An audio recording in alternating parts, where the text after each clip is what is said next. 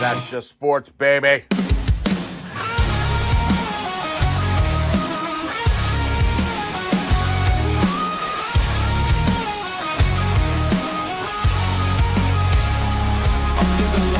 Crowd goes wild. Strawberry ice, bringing fire and style. Reds, Bengals, Bearcats, all in my zone. This is my stage, my mic, my throne. Boom, like a hammer, I'm breaking the game. Strawberry ice, you're gonna know my name. Sports Talk Thunder, hear the podcast roar. Cincy fine is kicking down the door. Step into the ring where the passion ignites. Talking sports all day and all night. From the field to the court to the rolling stands. Strawberry ice with the world in my hands. Boom, like a hammer, I'm breaking the game. Strawberry ice, you're gonna know my name. Sports Talk Thunder, hear the podcast roar. Cincy's fine is kicking down the door.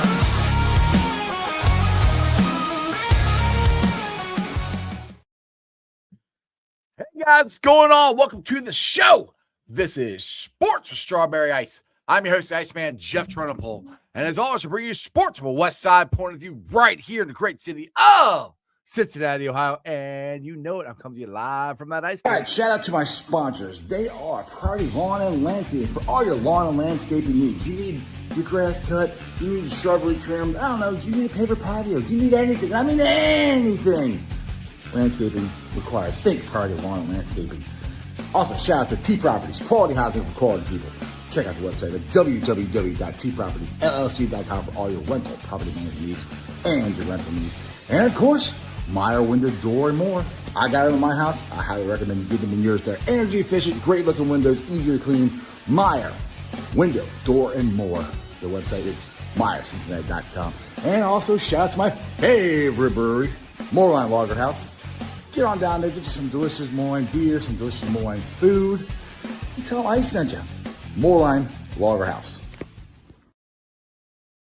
That's right. Shout out to all my great sponsors, Moorline Lager House, Party Lawn and Landscaping, Meyer Window, Door, and More, and of course, T Properties. Make sure you guys, if you use their products or visit their restaurant, tell them Ice sent you. What is up to everybody in the chat? We've got Tony Blazing in there and Brad in there. What is up? Not that many people in the chat. I wonder where Stranger's been at. I haven't seen Stranger in the chat in a while. All right, so the NFL Combine has been going on all week. The players started actually doing the drills yesterday. And from what I saw, Ruben Bain killed it. The Ohio State linebackers killed it. I think Caleb Downs and them are going today. I haven't been able to watch. I know the DBs were running when I started the show here, so I haven't been able to find out what they've had, what they're going on right now. But it's going to be interesting to see what happens, what the Bengals do. And I don't know about you guys. It's just enjoyable to watch the Combine. I don't know. I have fun watching. I don't know if you guys do or not. AC said, give him a second. I wait for AC to give me a thumbs up for him. He says, I can go to him. He's in the waiting room here. Crip, what is up, man? How you doing? All right, so did you guys get a chance to check out Bengals Brews and Landon Robinson? That was an awesome interview. I didn't get to watch it, but I listened to it on their podcast. I thought Dale and Chop and Dustin did an awesome job. Makes me want to draft Landon Robinson. I'm sold on him. Hopefully, maybe we can get him day 2 or day 3. I think it would be a great pickup for the Cincinnati Bengals. It's going to be really interesting to see what happens after the scouting combine as far as 2 guys. One, Dalton Reiser. Hopefully they're talking to his agent this week. And hope, meaning that hopefully they're laying the groundwork to get him signed. And the other one is Trey. And just the interviews that Duke has done regarding Trey, my feeling is now they're just going to let him walk. To be honest, I think they're just going to let him walk, and the Bengals are going to get a compensatory pick, which hopefully they won't even be able to use because they'll have used it all up as far as spending too much money in free agency, which is why it's silly that they don't trade Trey or at least try. Duke's answer just left me wondering. It wasn't, yeah, we're going to try to get some feelers out there and see what's going on so we can kind of control where he goes and, see how that works out. It was more of kind of like, well, I don't know. It's really hard to tag and trade guys, And this is where I go back to they need more people in the front office to help them, which they have 3 or 4 assistant GMs. Still not sure who they're assisting since we don't have a GM, but that, it just sounds like the other NFL teams do it, and that's kind of what I think happened last year. They're never going to admit it, but that's what I think happened last year is when they were spending all their time and resource on signing Jamar and T and Katie and Troy, or Troy was working on the stadium deal and Katie's working on the contracts. They didn't have anybody else to work on the rest of the stuff. That's what it seems like to me. Anyway, AC left, but the man with the plan, who I think is doing 3 shows tonight. I mean, he is like a triple decker in it today. The man is a superstar. The man is a legend. And I mean legend in the draft guide industry. And if you have not bought his Project Game Day draft guide, I don't know what the hell you're waiting on. It's only $5. It's worth $5. It's worth $20. It's worth everything. Dale has got is everything you've ever wanted this year, next year, and hell, probably 3 years down the road, Dale's probably got it in there. But let's get to the man, the myth, the legend from Bengals and Brews. It's Dale Hunter. What's up, Dale? What's up, buddy? How are you? I'm doing pretty good. That's good. I'm glad to hear it. Well, with that being said, AC gave me the thumbs up. So AC, the Godfather from Cincy Jungle, is ready to make his appearance. So, dun, dun, dun, dun, dun. Here's the Godfather, Anthony Cosenza. What's up, AC? Hello, gents. How we doing? How are you? Good, All brother. right. How are you guys? One of my favorite shows of the week is this one, when you two are able to join. So I love it. We're in the top 5, right? We made Oh, the top 5 of the week. This is one of the top 5 shows of the week. Definitely one of the top 5. Probably top 2 or 3. Anyway, all right, boys. So have you been checking out the combine? I know Dale got a great interview with Landon Robinson and got up close and personal with the man. Too bad he's not at the combine, but who stood out to you so far? I mean, I know the Ohio State running backs linebackers killed it. Who do you guys got? Who's stood out for you so far? Well, let's start with defensive tackles. So we'll go from the guys yesterday because we do have relative athletic scores. Shout out Kent Lee Platty at MathBomb and all the people that are helping him out this cycle to enter that data, because I love it, because it's like you get the numbers, you can put it all into one thing and be like, here's how this person tested compared to every other person that's done it since, By the way, Dale, 20 plus years. Your camera looks awesome this week. I mean, did you get a new camera or did you just get the shutter to work this time? Yeah, I just moved the thing over. It actually looks clear. I'm not even kidding. It looks clearer than it normally does. That looks fuzzy. Yeah, it's a different laptop, so it's a newer laptop. It's I just didn't click it's the first time I used it was last week, and I was like, why is the video not working? There's a little thing up here at the top, and you got to slide it over. Yeah, well, glad we got it figured out now, so we see your handsome face here. All right, let's get back into this. Sorry, I didn't mean to interrupt. Yeah. D tackles. So Peter Wood's not testing disappointed me. Like, I feel like we should start there because we're talking 10. And he came in at 298 instead of 315. So it's like, he's a Feldman freak. It's a guy. Hey, now go show out and go show why I still think you could be worthy of a top 10 pick. He's going to test at his pro day. There's a lot of guys doing that, so you don't want to knock him too much. And I assume he'll still test really well. But 31-inch arms, and the people who I like the prospect, because it's hard to find disruptors, hard to find guys with quick feet, really active hands, and I think he has that combination. I think he can be a really good defensive tackle, but I don't know that I'm as sold at 10 as I was previously. Between coming in 17 pounds lighter, and then this is your showcase, man. This is why I still had you this high. There's guys like Sonny Styles. I know they're supposed to test good. Go do it like Sonny did, but I wanted to start with him. What you tell me is he's going to drop to the second day, and the Bengals will draft Caleb Downs, and which I've been saying this. He can drop to the second day. We get Woods in day 2 or round 2. Like, let's go. Come on, keep going. I'm getting excited now. Yes. Yeah, I don't know about that. Yeah, but another Caleb at defensive tackle. Caleb Banks, 9.84 relative athletic score, phenomenal. 10's perfect for anyone that doesn't know. 6'6". 330 pounds almost, 34 plus inch arm length, all the things we kind of already knew about him, but then went out and tested well. But the reason I'm not in on him at 10 at all, those recurring foot injuries, he ended his workout early yesterday. Yeah. Yes, he did. Maybe foot again, and it's like a cleat issue. Mm-hmm. That scares the hell out of me. So starting with those two, one that didn't test and one that did.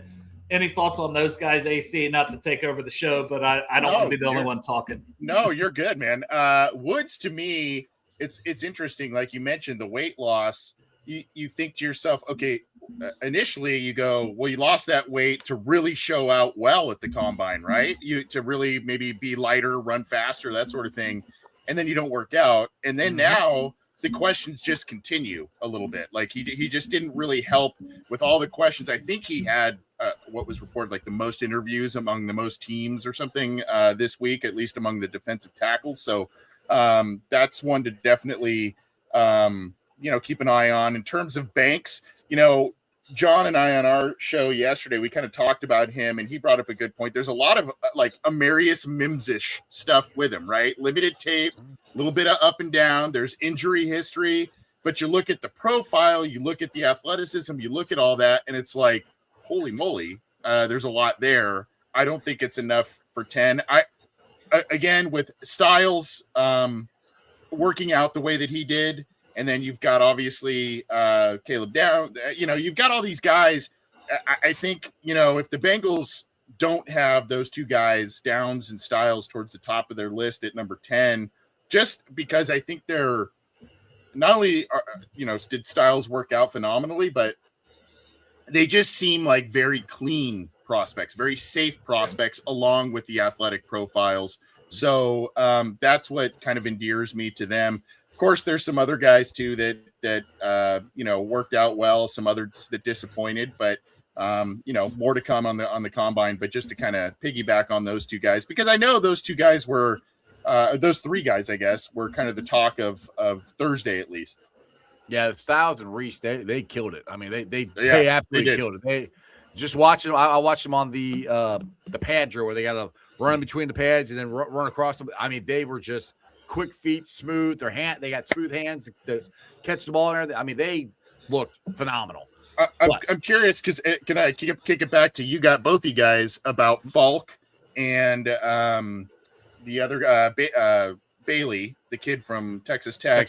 There's some talk. Yeah, there's some talk about the lateral drill with Bailey. He was kind of slipping a little bit at some points, and then there's a lot of guys slipping. I noticed. Yeah, I did too. But Falk, you look at him, and to me, again, in some of those drills, he just a lot of people are saying he's looking stiff in the hips. I think we kind of knew a little bit of that, and obviously he's been linked to the Bengals too. So whatever you guys, I just kind of thrown those two names out there too to both you guys to see what you thought about them. Yeah, Falk didn't do the overall testing, but measured in like we thought, 6'6", almost 280, 34-inch arm length. He is that Bengals big prototype. He's a better run defender than Stewart. We've talked about that. It is just he doesn't have the explosiveness. And like I know running the hoop drill became a big thing. I said, I don't know what you guys expected a guy that's 6'6", 280 to look like when they run the hoop drill. It's not going to look like a 6'4", 6'5", 240, 250 pound guy. Yeah. It's just not, it doesn't look the same. I thought it looked fine for him. He's 18th on my board. It's not a guy I want at 10 and not a guy specifically for the Bengals at 10. He's 20 years old. We talk about Akeem Messidor is 25, some of the guys in this class. He's 20 years old. His best football's ahead of him. But I think he fits better in a 3-4 defense as well, like being 280, being a good run defender. You put him at a 3-4 end, I think you got a good player, and that's not what the Bengals plan to run as their base defense. So I just don't see Falk as a fit.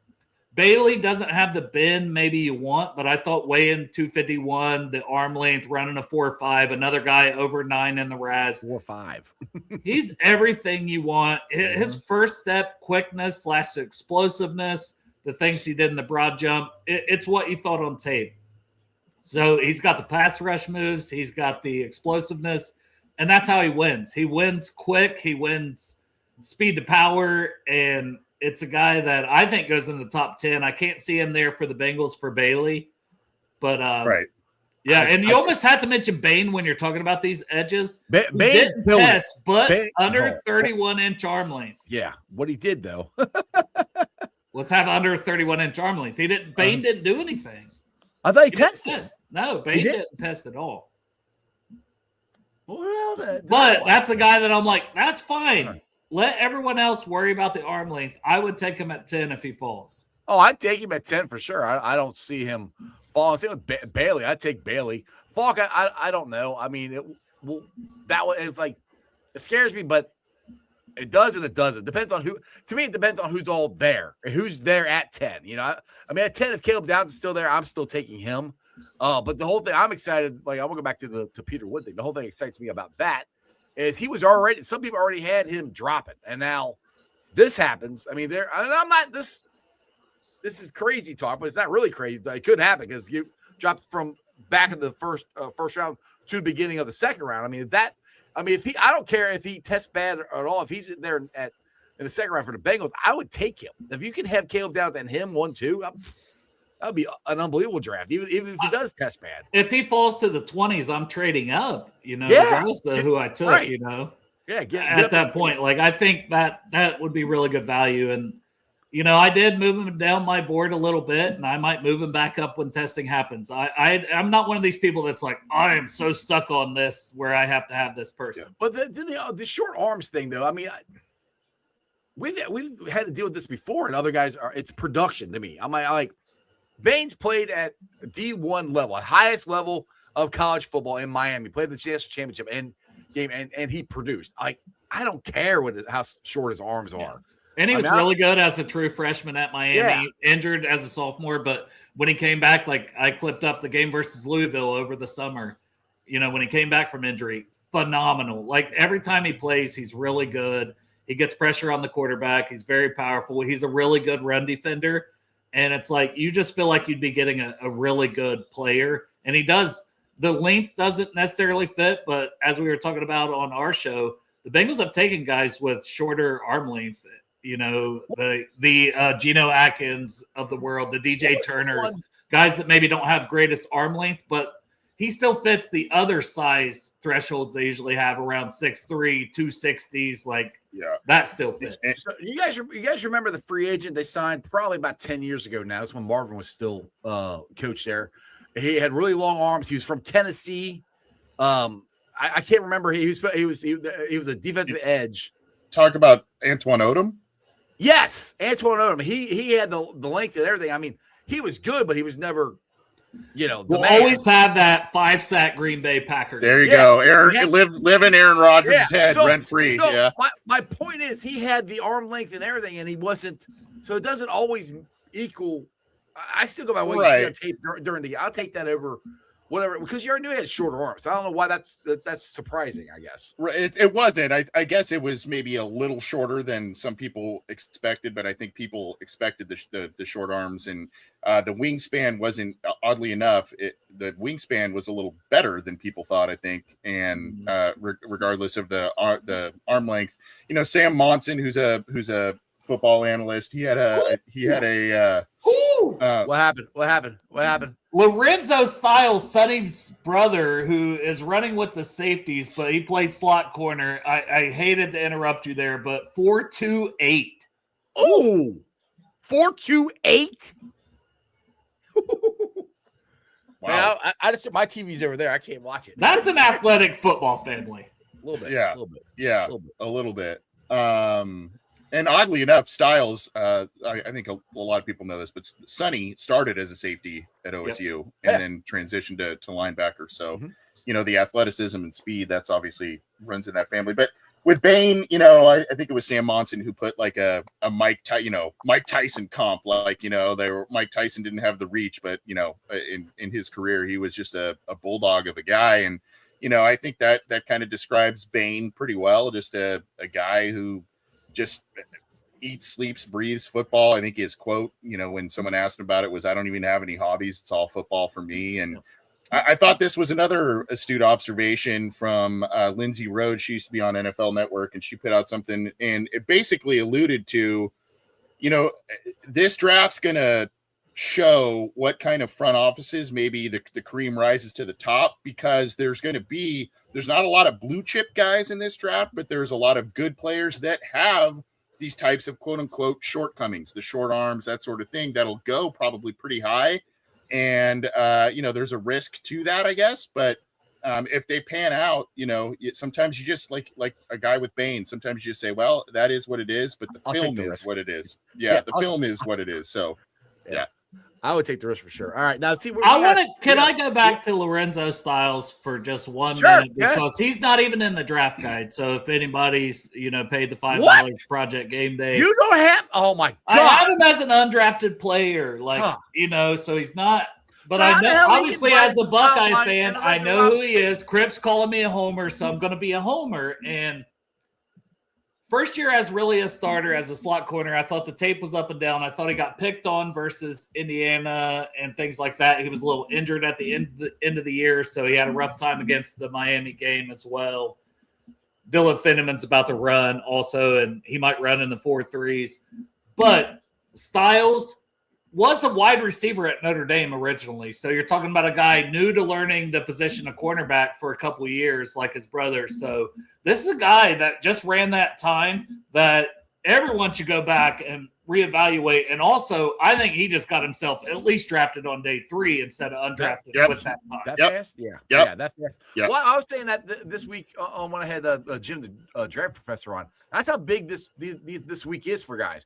You can go from a day 2 to a day 1. You go from undrafted to drafted because of these numbers. That's how big this can be. Now, the Bengals are picking 10 here, and Brad has got this here. He said, I was at B-Dubs for lunch today, and the table next to me, the guys say the Bengals should trade out of the first round and draft 2 times in the second round.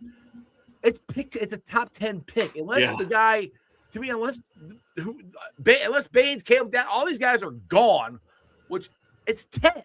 I think people forget how high we are. We are picked 10. It's in the top 10. It's the last one. 4.37 for Thiedemann. We're going to get somebody good at 10. I think they can make an impact unless the Bengals completely screw it up. But I think it's too high of a pick for them to screw up. I mean, what's your guys' thoughts on trading out of it and picking twice in the second round? Well, we did scenarios where like Bain's gone, Bailey's gone, Styles gone, Downs gone on my show. Kind of leads to like Peter Woods, which I'm like, I am a little lower on now. Maybe that's not a home run at 10. Mm-hmm. Do you take one of the corners?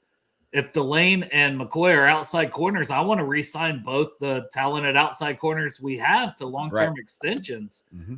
Then Avion Terrell should be in the discussion. Came in at 186, brother's first-round pick. Reminds me a lot of Trent McDuffie. I'm not saying at 10, but if you traded down, that would be a great pick to me because then, as Joe Goodberry said, you're welcome, Crypt Keeper. Joe Goodberry told me what to say. He's giving me shit in the comments just for anyone listening. But, the Bengals would have the best secondary, at least on paper, with him in the slot and the 2 guys at outside the way they played last year. It's worth talking about, especially even if, let's say you trade down to 15 because a lot of the top guys are off the board. The Buccaneers really want Kenyon Sadiq, who's supposed to test really well tonight as well at tight end.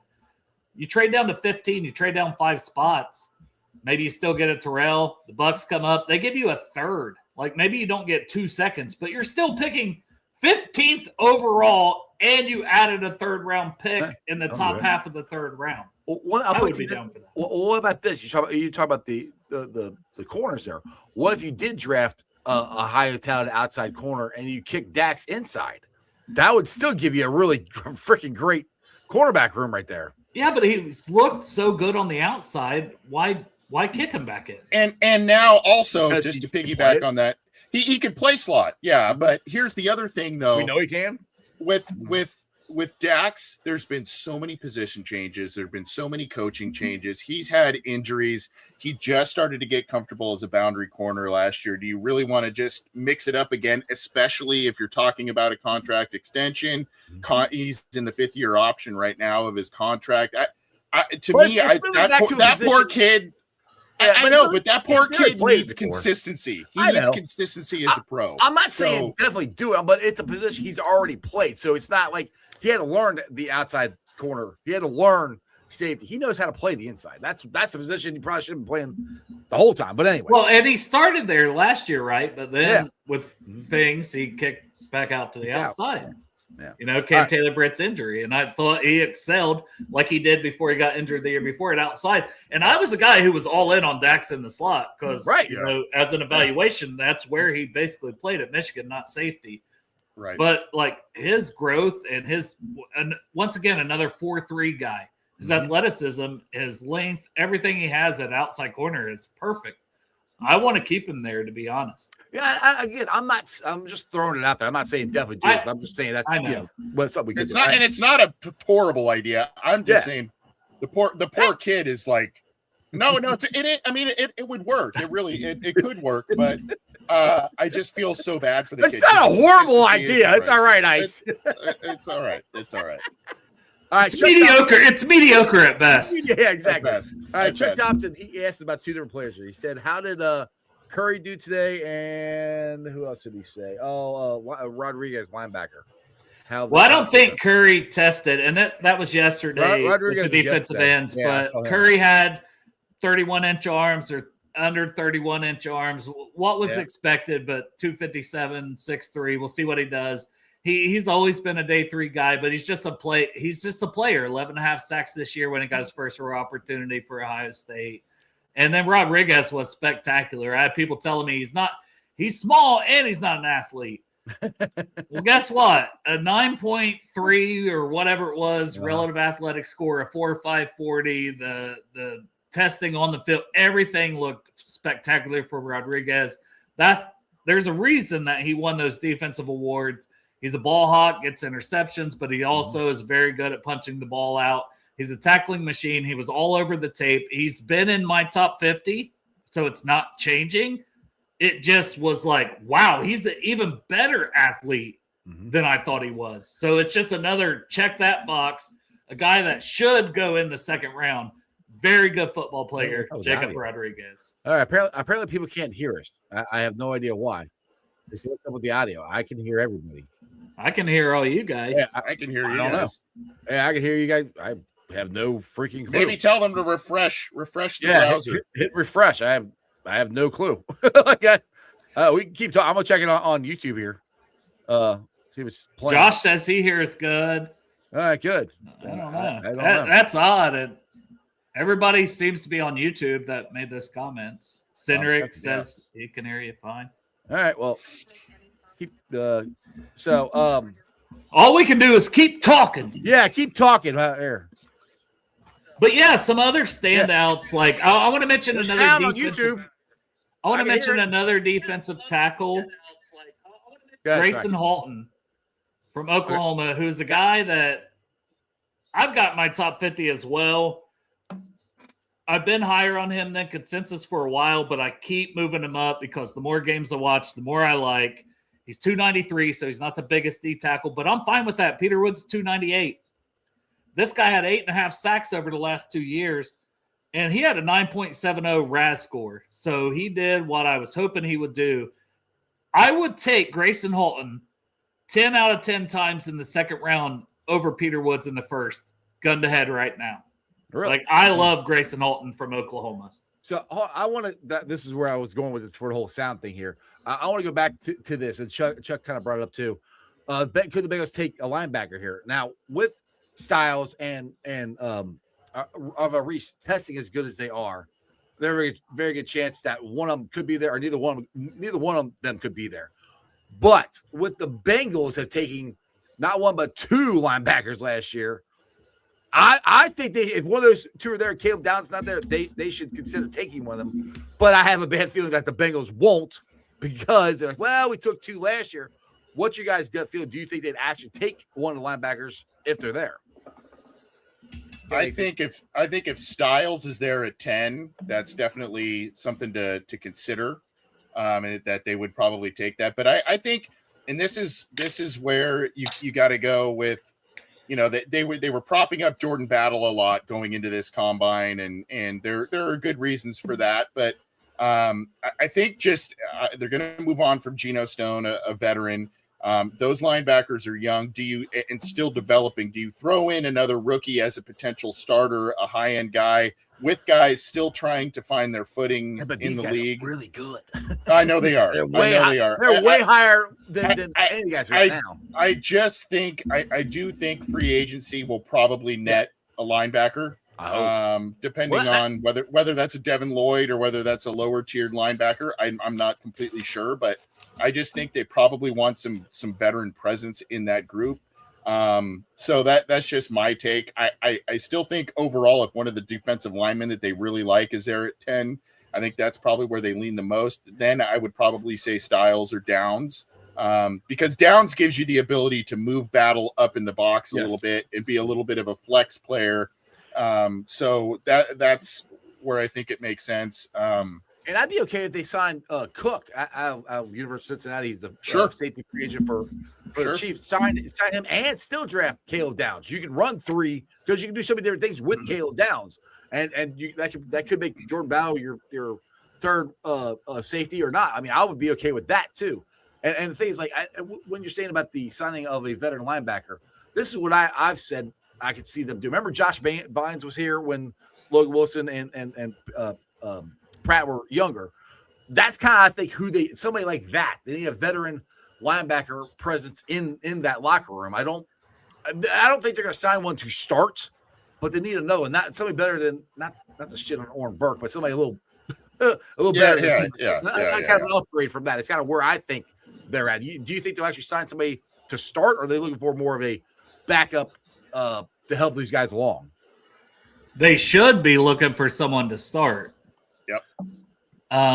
But the way they talked about, right? I'm not sure they even go after a Demario Davis, a veteran like that, who they could, because the Saints linebacker connection. We'll see, man. We've only had it's 8-9 days before the tampering period starts. Yeah, we're close. I mean, we're close. I can't wait. Cause I think it's the 9th, right? Yeah, it is the 9th. Yes, that's when you can officially tamper. So like a week from this coming Monday, right? Yeah. And Dale, you know me, I'm always like I like talking about the draft, but I always want to know what the hell they're going to do, because to me that gives you a picture of what. 100%. And what they should do, because you can do doomsday scenarios of Downs, Styles, Bain, Bailey, they're all off the board. What are you going to do at 10, But it's does it even matter? You could take a Kai Lemon out of this Southern California school, AC. Yeah. What? Which is what I did in a mock draft today on the show. Love it. It's not the first time.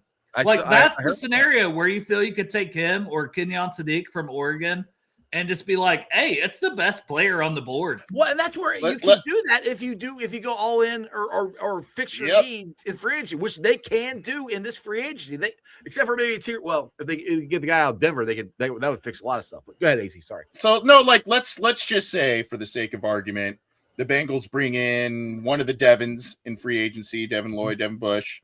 Let's say they bring in a guy like Greg Newsome, veteran corner, in free agency, and then maybe another defensive lineman. And then that scenario plays. I know a lot of people are like, wide receiver. Let's say that scenario plays out where those blue chip guys are pretty much all gone or totally all gone, and you're sitting there at 10. You've done some things in free agency to help bring veteran presence, veteran depth at some positions on defense as it is. You need a slot guy. You need more explosiveness too on the offense. I don't know, man. That I understand that people get attracted to the allure of all these wide receivers, but this group worked the best and had the most success when they had Boyd, Chase, and Higgins. That's explosive plays. They had explosive and you plays. could even mix in, and you can mix in Irwin there as well for a couple of seasons. He had some nice moments with this team too. I just don't think if people are gonna, crap on the wide receiver idea, if the board falls a certain way, you hold a premium pick at number 10 and you've done some critical things in free agency, I just don't think that's that far out of the realm of possibility. Well, there's another one too that could help too if they were going to go offensively explosive plays is the Notre Dame running back Bush. Jeremiah Love. Jeremiah Love. Sorry, Jeremiah Love. Yes. I think the Saints or the Chiefs at 8 and 9 is hot spots for him. But yeah, I'm just saying as far as explosive guys you could get in this, because I mean, this offense, we keep saying the offense is fine, which the offense is fine, but I'm going to piggyback off what Locked and Bengals has said earlier this week. We really haven't had that explosive plays that we had when we went to the Super Bowl, when we went to AFC Championship game, where T and Jamar were taking the top off the defense because TB was going in the middle, and they couldn't. You have Jamar doing it, that's cool, but you don't have Jamar going deep and somebody in the middle there. So that's where one of these guys could help that. Or go ahead, Dale. I'm sorry. I was just going to say, do you mind if I bring up like a question to both of you guys? If you could get one free agent and you were missing, you mentioned the guy, the Denver guy, which is D tackle John Franklin Myers, 7.5 sacks last year. That's my free agent crush. Because I think that helps your defense so much. Maybe you bring back Osai, whatever. Maybe you don't get Devin Lloyd. Maybe you get Leo Chanel. Maybe you don't even upgrade linebacker, but you get Brian Cook or you get Cam Curl at safety. There's a lot of ways to go to improve this defense in free agency with some veteran proven talent that has played in the NFL. So for me, I think John Franklin Myers is the number one guy that I hope the Bengals sign more than Devin Lloyd, more than Brian Cook. Me too. Do you guys agree? And then maybe if you do agree, who would be your number 2 guy in free agency that maybe they could get? I completely agree with you. And Satori's the one who got me on him. I had never heard of the guy before, but last week Satori was telling me about him. He said, look him up. And I went and looked him up, and I can never remember his freaking name. Franklin Myers. But yes, he's that guy. Now, he's not, I guess, the big pass rusher. I mean, he is, but not huge. But the point is, he takes double teams. And if you were to sign Joshua 7.5 sacks at defensive tackle. Yeah, which is not bad at all. I mean, the biggest thing, it's great, but the biggest thing is he takes double teams. That's what I want. I want a guy to take double teams so we can get the guys from the outside going in. That opens that up. We haven't had that since DJ Reader. And look, if you get him and you had TJ Slayton and you had BJ Hill, didn't we have something kind of similar to that in the Super Bowl? Chris Jenkins, McKinley Jackson, even the kid out of Notre Dame, Howard Cross the third, that got a little run at the end of the year. You feel back to where we had. You feel decent about your D tackle. I want them to overpay him because he's it. He's the only guy at free agency at that position. D-tackle. Yeah, to go overpay for him. Go get him. Go ahead, AC. If you get Franklin Myers and then you get, I think Leo Chanel, even though he's not a household name, I think that is a really good fit for the Bengals and what they need out of that group. If you get those two guys, because you asked like who would be your number 2 guy, that would kind of be, I think, Chanel. I don't really have a number 2 free agent, but I think Chanel should be up there for them just because of the skill set he brings. Young, and very young. He's a young veteran. Right. I mean, and he's been on championship teams and all that kind of stuff. So I like that. And then what you can do, if that board does fall that way at number 10, you make those free agent acquisitions, maybe another veteran corner at number 10 overall. You could go Lemon and then corner or safety in the second, or trade back. You could go Mansour Delane at number 10, and then Omar Cooper Jr. in the second to help your offense. You could have flexibility on you can kick around the idea of a swing tackle, offensive tackle, if that makes sense. So that's why free agent, I know we've honed in on these, like this core group of Ohio State guys and a core group of like 10, 15 really recognizable names that seem to be really good fits in the draft. But that's why this next couple of weeks is going to be so huge, because that could pivot things a lot. And really you go, all of a sudden, defensive line may not be interior Right. defensive line may not be a huge need at 10 now. Just say they re-signed Joseph Osai. I mean, that, just signing him to along with this with Franklin Myers. I mean, that right there, it helps. I mean, it makes it so you have flexibility at 10. You don't have to go like we were last year. Me and Dale, well, I was with Dale, but I was pissed off.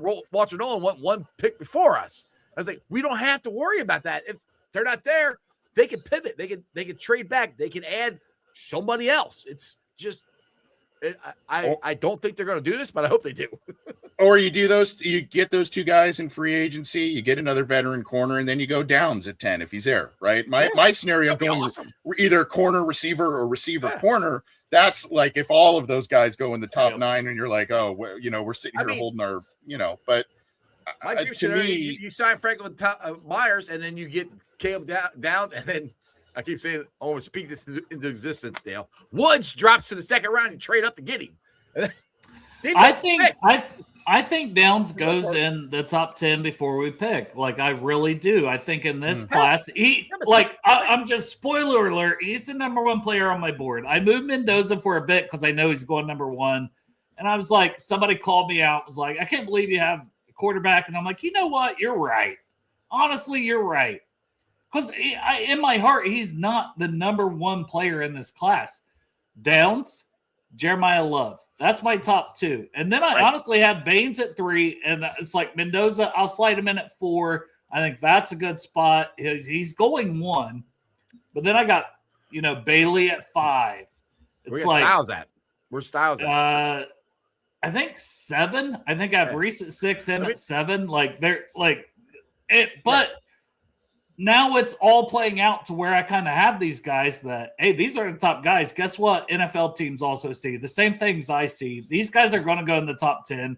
You got to throw positional value out the window a little bit. Mm-hmm. They're the best players. They're going to go. They're going to go. Before we pick at 10, we're going to be looking at a Mekhi Lemon as one of the best players. A Monroe Freeling, who we never talk about, but it's also, I don't want Monroe Freeling. He's 10th on my board. I don't want him for the Bengals because I will kick that can down the road, but he would be in that conversation with Mekhi Lemon, Kenyon Sadiq, if you go address needs. Because, hey, protect Joe for the long term. Mm-hmm. He could learn from a guy like Zeus for a year and also have swing tackle with Mims' injury history. Like, I wouldn't mind Freeling. So I got a question for you guys. Do you believe what Duke Tobin said this week, that they have lots of, I'm not going to quote it exactly, but plenty of sources to take care of all of their needs the way which they do. I agree with them. Will they do it? Hold on. Duke Tobin also said, I know, that they are all in every year. That pissed me off. It's like, we spent all this money last year. I'm like, yeah, 2 guys. Like, you didn't spend it on everything else. It's like, so like, don't their give me definitions. That crap. Definitions of these things, ample resources, all in. Their definitions of that are not our definitions of that. And I think everybody has to have that baseline. Everybody has to have that baseline. And I'm going to tell you why I definitely believe it this year is because Tobin also, when asked about doing a player for player trade or, a big move in that regard, it was, those are risky. And he hemmed and hawed on it. And I it's like, guys, I said this yesterday on our show. You can't keep living in the Antonio Bryant days. You can't keep living in the Antoine Odom days. And I know those are free agent acquisitions, not player trades. And they look at the negative. They look at the negative outcomes. You traded for Reggie Nelson. That turned out pretty damn well, right? Why don't you put that feather in your cap? BJ Hill, another one more recently. Why are they so risk adverse? And what they do is they tend to look at the negative outcome instead of the process beforehand going into it. Right, but then they want us to look at the positive. Well, we went to the Super Bowl, went to the AFC Championship. That was 3-4 years ago. Like, look what you did then. It's ancient history. It's ancient history at this point. You remember all the guys you signed? Like, go do that again. And the thing is, like, and this is the other thing, I brought this up before you guys came on the show, that they did ask him about a tag and trade of Trey. Well, that's really hard to do, guys. It's like they almost sound like they don't have the resources or the people to do, which is what I think happened last year. I think they took all their time. I think Katie was working on the contracts with T and Jamar. Troy was working on the contract negotiation for the stadium, and the free agency got left behind. I think they ran out of time. They didn't have enough people. We've got 3 other freaking assistant GMs. What the hell are they doing? No, 100% that they should be able to do more than one thing at a time. But unfortunately, they can't. But I will say this, for something I got out of the Duke presser was what do you got? We feel like we're way ahead, because we don't have those extensions. We don't have, Which I agree with that. Yeah. But it's put up or shut up time come March 9th. Yes. You cannot wait. You have to be aggressive. You have to get some difference makers. We mentioned linebacker. We mentioned safety. We mentioned defensive tackle. You could even toss edge in there depending on the Osai thing. Mm-hmm. You got to add some talent on day one. Mm-hmm. Day one of free agency. Yes. 1201.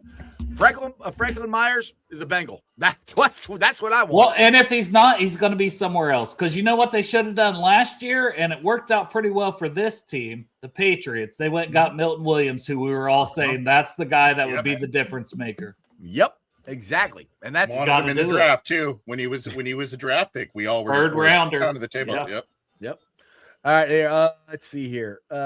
Skilled trans man maze. All right. Tradesman. I think Bain. Tradesman. Oh, tradesman maze. All right, there you go. What are you a tradesman of? Did you just say you're a trans man? Yeah, he's a trans man. Trans man maze. Tradesman maze. Whatever. Close enough. Well, just put your freaking names on there, make it easier for me to read it. I think Baines would be another Shamar Stewart, in my opinion. I see. What is another Shamar Stewart? I don't even know what we have with Shamar Stewart. I mean, I don't know what you guys. I'm not out on Shamar Stewart. I didn't see enough of him to give an opinion about it last year. I don't. Does he say he thinks Baines is going to come in here and hold out because of his stupid agent and then get hurt? I mean, yeah, I see no comparison. I see no comparison to Bain. No. I mean, Bain had production on the field. Skilled trans man. I don't see any comparison to Bain's. Trans man. I'm sorry, I can't quit laughing about that. Trans man. That is. I apologize for messing your name up. My trans man is trans man. 2 totally different things. Tradesman. No, I think Bain is a good, solid plug and play player. The question is, will he ever be like a 10 sack guy if you're taking him in the top 10? And I don't know that. I can't answer that question. I would feel comfortable that David Bailey would be a 10 sack guy more than Bain. I mean, what's your thoughts on Shamar Stewart? I mean, are you guys? I'm not out on him yet. Are you guys out on him? Well, no, but I think when this talk of a perfect 10 RAS from Sonny Styles with unofficial stuff, wasn't Stewart sniffing a perfect 10 at one point? RAS score last year. Yeah, I think his name was mentioned. So I mean, I don't think Bain is going to be that way just because of the measurables in general. So I think they're different players, but the tape and the production is a lot different with Bain as opposed to what we saw from Stewart. So, I do think though the Bengals do need some edge help if they are moving on from Trey, because at certain points in 24, he was the only guy getting pressure for this team. And then that was kind of the same thing a bit the beginning of this season before he got hurt. So they need to have a stable of guys be able to get pressure from different spots.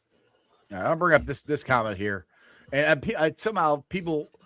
Dale had a scorching hot Stewart take. I think he was right. You got no. I just some more combine stuff, man. All right, let me get this up here real quick, and then we'll get back into that because DJ here says Super Bowl run was a miracle. Burrow literally dragged this mediocre team to overperform. Did people forget that Joe Burrow? I love Joe Burrow. He didn't win us those games. Our defense did. Yeah. Our defense is the ones that kept us in the game. And people, for some reason, everybody keeps, Joe Burrow did this. Joe Burrow really didn't play that good in the play. He played all right. I mean, he didn't lose just the games. He was incredibly clutch, but he was not. Yeah. But he was not, lighting the world on fire with 400 pass yards, 4 touchdowns. Yeah. Money Mac. Tennessee game. If we don't get that interception, we're not winning it. I mean, hell, Eli Apple making the tackle in the AFC Championship game to keep Tyreek Hill from scoring right before the half. That changes stuff. You got the sack on Mahomes. You got the intercept. I mean, that defense is the reason we went to that Super Bowl. That's the reason we went. And for people, it's a big part. Jermaine Pratt's interception, to win the playoff game, the home game against the Raiders. Like, there's a lot of that, but there was also, as AC said, we had Chase, we had Higgins, we had Tyler Boyd, who was pretty clutch, and that's why Mekhi Lemon train. Choo, choo, choo. We're going to pick up steam on that train, boys. Go out and do what you need to do in free agency, and these will be a lot more fun conversations about who you could draft. Right. I'm sending you boys a couple of bags of fresh California lemons. I'm sending you boys. Shoot, if they sign Franklin Myers, I'm going live that night. It's just like I did when we got Orlando Brown. I'll be calling Dale. Dale, wake up! We're going live. Yeah, I'm gonna be like, bro, it's 10 o'clock. I don't care. We're gonna do one of those 10 o'clock. We did that with Trey Hendrickson and Zeus. They were both like 10 o'clock news hits, and I'm like, nah, I'm good. Now I'll talk about it tomorrow. And I had to be at work at like 4 in the morning. I still did it. That's like 7 o'clock for AC. To be fair. Oh yeah. Hey, we're not worried about AC. He's got. It was like happy hour for me.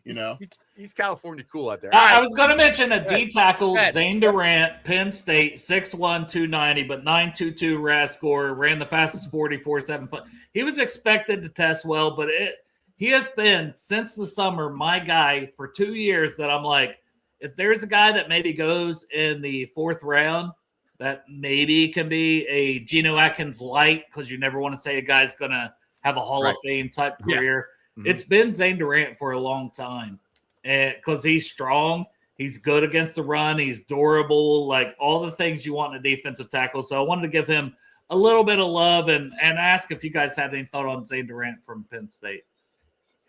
I haven't watched it. I mean, I know about him, and I know he did test well. But I will say this: I mean, the history shows, whether it's Marvin, whether it's Zach, and Duke being here for a long time, the Bengals look in those 3rd to 4th rounds traditionally for defensive line help, and it's usually it could be a 3-tech type guy, an interior guy. It could be, one of those guys that they've tinkered around with, like Marcus Hardison and, all those kind of guys. But they usually look in that area for defensive line help. So that would, him in that range would make a lot of sense. Right. Sorry, I just had to join the chat. Like, just to say woo. Woo. That's crazy. Oh, there you go. You guys are doing it wrong. You go, woo! No, I know, but Skilled Tradesman said he's changing his name. I know. I put that up there. Yeah. So I started laughing. I'm sorry. That's why I was laughing, too. I was trying not to laugh when AC was talking about, like, yeah, he changed his name because it does look like trans. Linebackers. Combine. We talked about Styles.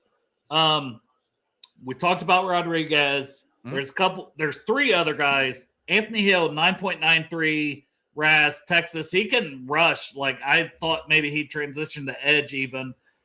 Good size, but man, he tested really well. Sometimes I think he's a tick late. He's still, like, the instincts aren't just as natural for him.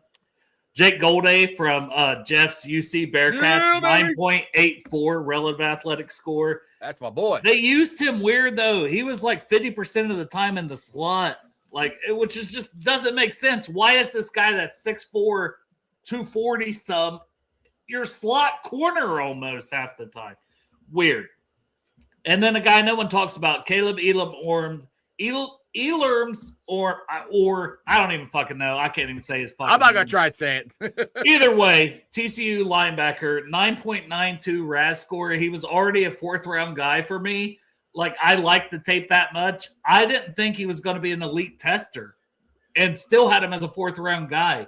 And he went out and put up a 9.92 RAS. Those are the guys you go, damn, that's a dude right there. So I really like him. And Malachi Lawrence from UCF for the edge rushers, 9.90 relative athletic score.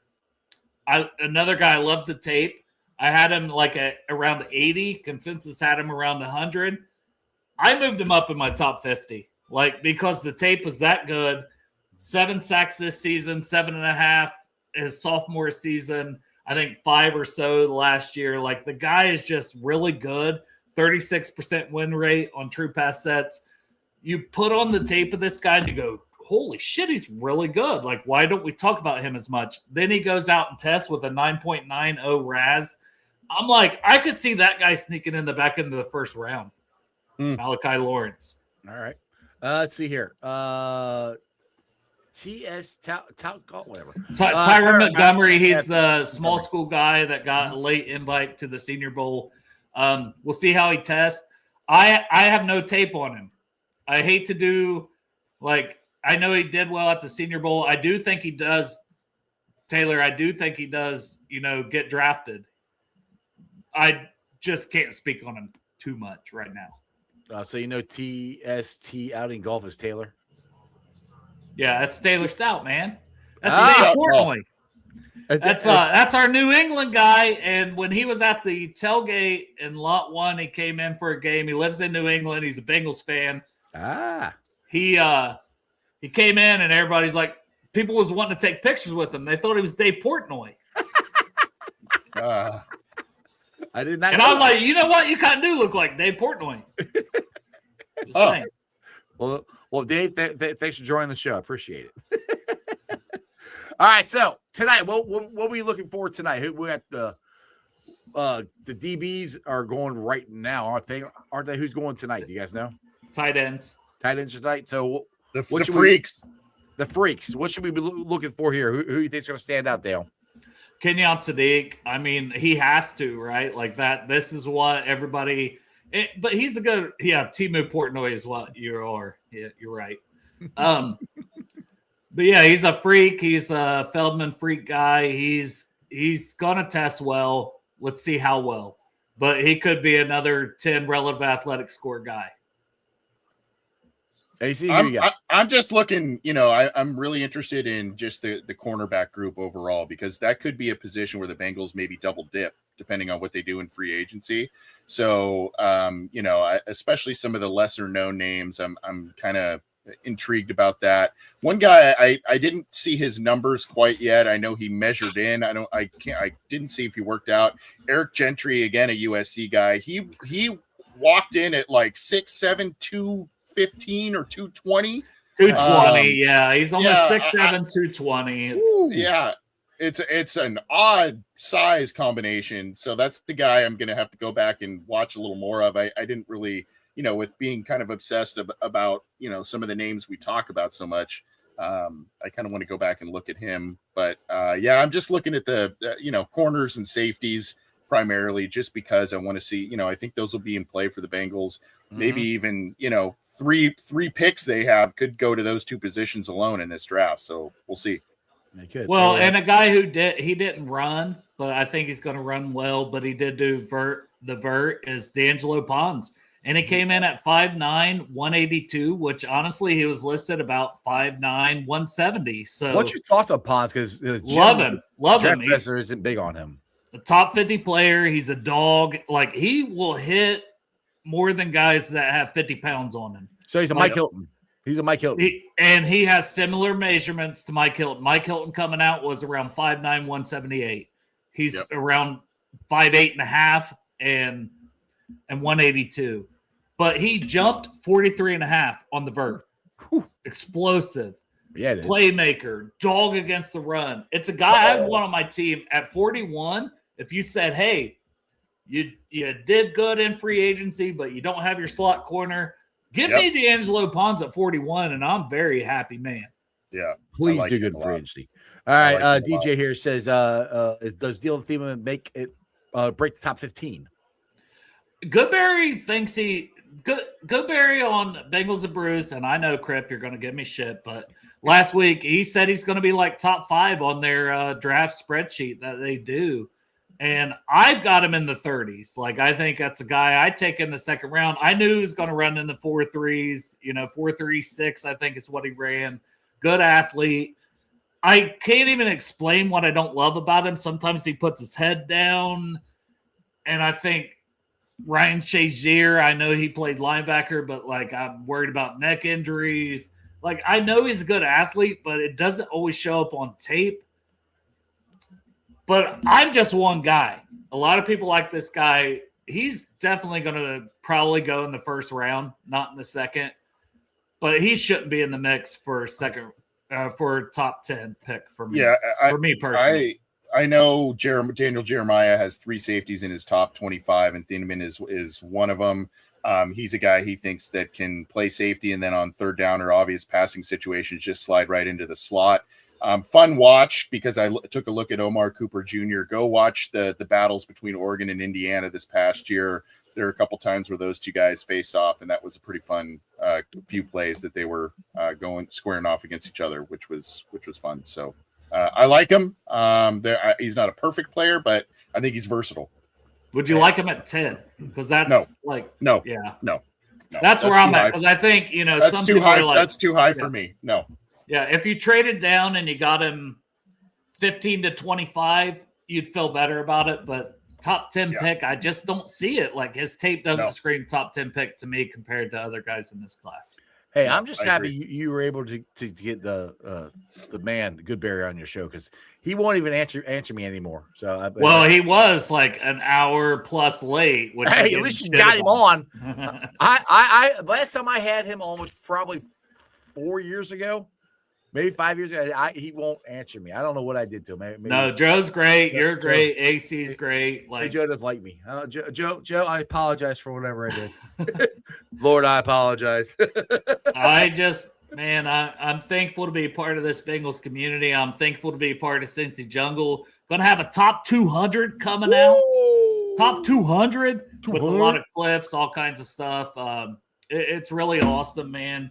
And I want to give a shout out to Jason Markham, who's always editing everything and behind the scenes does a lot of stuff for Cincy Jungle. So, man, I'm thankful to have you guys as friends. I'm thankful to even, have all these people to talk to on this platform.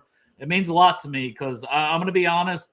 I don't talk about this stuff a lot, but Jeff, I was dealing with panic attacks the last couple of weeks prior to this week. And man, it's tough, man. I've had anxiety for a while, but 10 years where the medication kind of kept me good. Even. Yeah. And then the last 2 weeks, man, I just wanted to die, man. I felt awful. I can't explain it. There's nothing going on that would make me feel this way.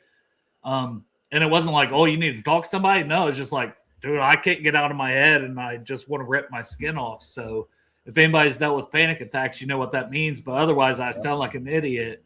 But I just want to talk about it, man. It's okay to be that way and be like, man, something's got to get better. So that's kind of what's been going on with me the last couple of weeks. Well, we're with you, bro. Always reach out if he doesn't answer the phone when stuff's going on.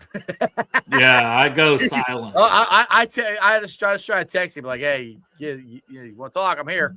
But I'm always praying about you, man. So and I'm good, man. I'm that's the thing. I'm happier than I could be. Everything's great in life. It's just that came out of nowhere and hit me one day, and I was like, I remember you're texting me. I'm like, all right. I'm like, you okay? You want to talk or what's going on? And I hate talking about it because it's weird, but it's like that stuff can sneak up on you out of the blue, man. Yeah. That's what it's notorious for, really. I mean, it's like, oh, things are good, and then it hits you like a sledge, That's for sure. But I appreciate you guys. Is really what I want to say. Appreciate you, man. Of course, you guys are good dudes, man. I appreciate you guys coming on the show every Friday. I think this is, like I said, this is one of my favorite shows to do. Top 5. It's in the top 5. It's in the top 5. Top 5 every week. Yeah. All right, boys. With that being said, we've been on for an hour and 3 minutes. AC, will you please plug some stuff? Because I know you got some. Well, my son's probably wondering where the hell I'm at. I got to go get him from school. He's probably last one there, looking around. Tumbleweeds are going by, your son. I know. No, he's good. He's good. He's fine. He's fine. Worry about No, just Cincy John Gold, Orange and Black Insider, all that good stuff. But appreciate you guys, appreciate your knowledge and invites and all that good stuff, man. Yeah, I'm just appreciative and have fun with you. So I gotta get my butt out your neck of the woods. Yes, you I do. gotta get out there. So yeah, you can go out to the draft party we're having. Dale's going to show up to the draft party. We'll he's see. coming. He's coming. AC, appreciate you, brother. Go All get your right. son. Love you guys. See ya. Later. Love you, brother. All right, this is Henry. Been a vet. Being a vet sounds like how PTSD does. Yeah, man. Thank you for your service. Yeah, absolutely. Thank you for your service. My brother-in-law deals with that PTSD because he was a vet too in the not the Gulf War, but Afghanistan. That's what it was. But yeah, it's serious stuff to deal with, man. So I mean, it's nothing. It doesn't make you a less of a man, a weaker man, or nothing, dude. It panic attacks can bring you to your knees, dude. They seriously can. Literally, that's something to screw with. So yeah. So everybody here wants to keep you in their thoughts and prayers. Oh yeah, man, I'm good. I appreciate it. It's like I said, it's awkward. It's not something you love talking about, but I've talked about mental health for years. You know, Brandon Sejo, I love everything he does with all that. And I do think it's important. And I know there might be somebody listening that's going through a struggle that's not maybe mine with the panic attacks, but it's just they're depressed or whatever. And that's, definitely reach out or get the help you need.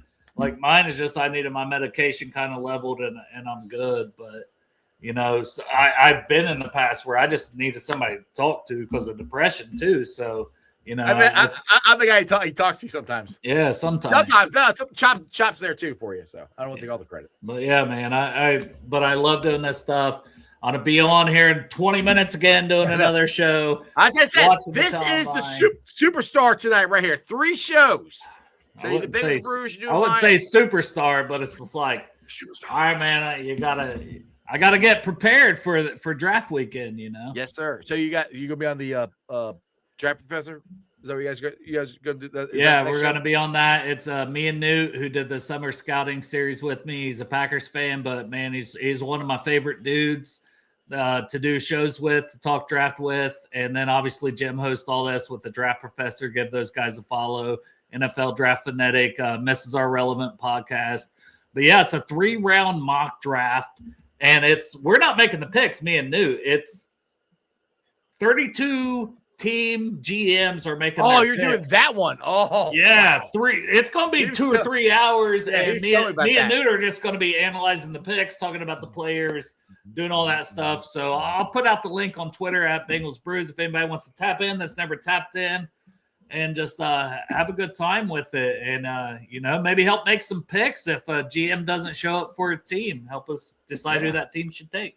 Yeah, I had Jim on. I had Jim on last 3 weeks. This past week, we did a snake draft, and we had to draft a whole team just from this draft.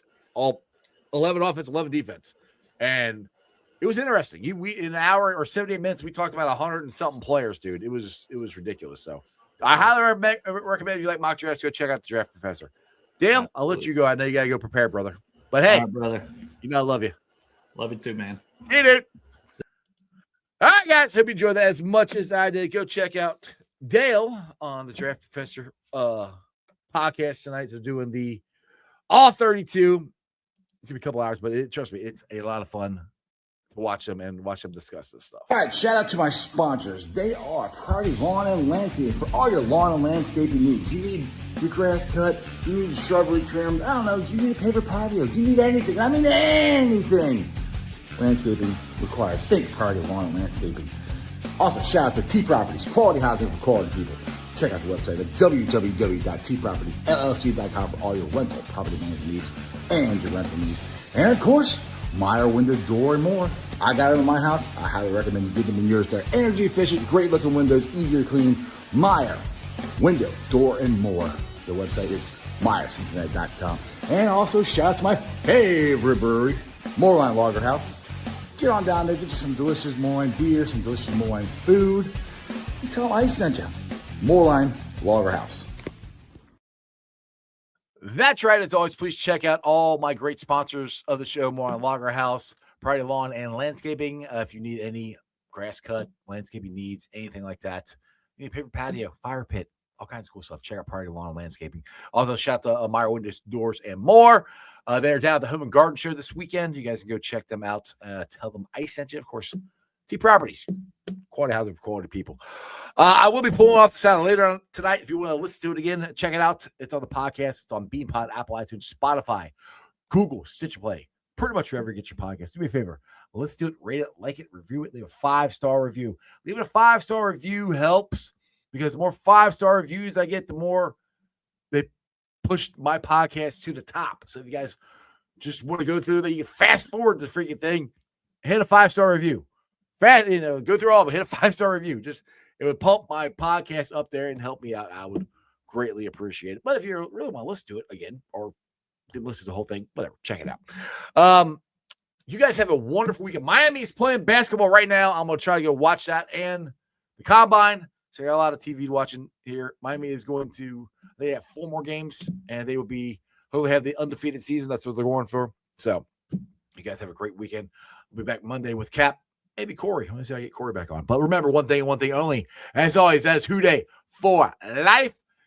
Throw it up. That's just sports, baby. See ya!